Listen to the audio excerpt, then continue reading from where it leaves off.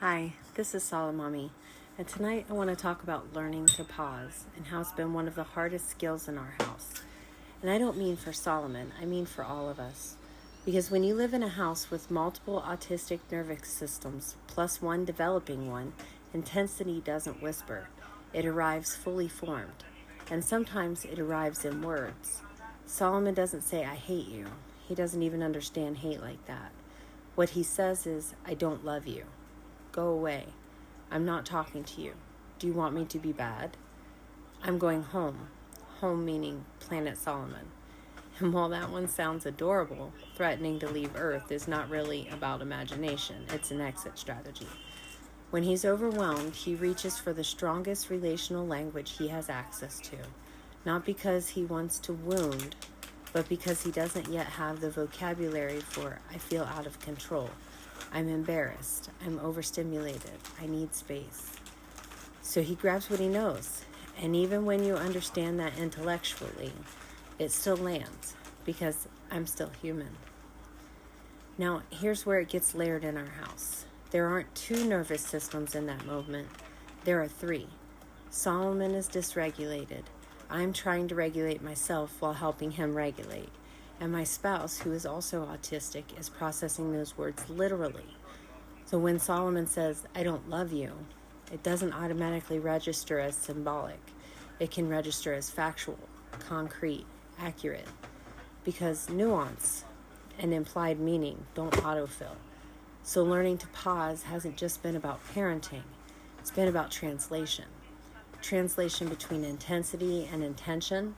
Translation between literal processing and emotional context, and that's work.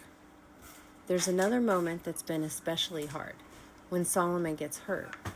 9 times out of 10, if he falls or stubs his toe, he cries, "I want mommy," even if my spouse is right there, even if they're the one helping.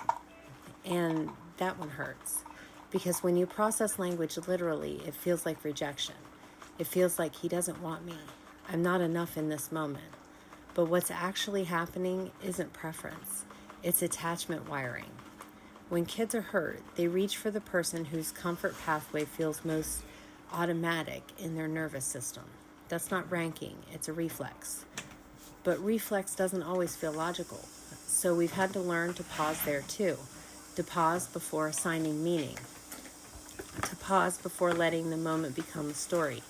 Because "I want mommy" doesn't mean "I don't want you." It means my nervous system is looking for safety. And here's where growth has shown up. For years, my magic fix for a boo-boo has been a simple kiss. Quick, predictable, reset. But my spouse is diagnosed germophobic. Blowing on something, kissing a scrape, touching it in those moments, that's layered. So instead of withdrawing, they built something new. We call it kiss wind thunder. It's blown kiss, big dramatic magic hands, and then thunder noises. No contact, no germ spiral, but louder, bigger, more theatrical. It pulls Solomon's attention, it gives him comfort, and it gives my spouse agency. And sometimes now, when he gets hurt, he waits for thunder. That shift didn't happen overnight. It happened because we learned not to react to the first sting, not to react to the first words, but to ask, what's actually needed here? Learning to pause means separating intensity from intention. It means recognizing that dysregulated language isn't relational truth. It's emotional overthrow. It means saying, "I hear that you're really overwhelmed," instead of "that's not kind." It means letting the wave pass before correcting the grammar.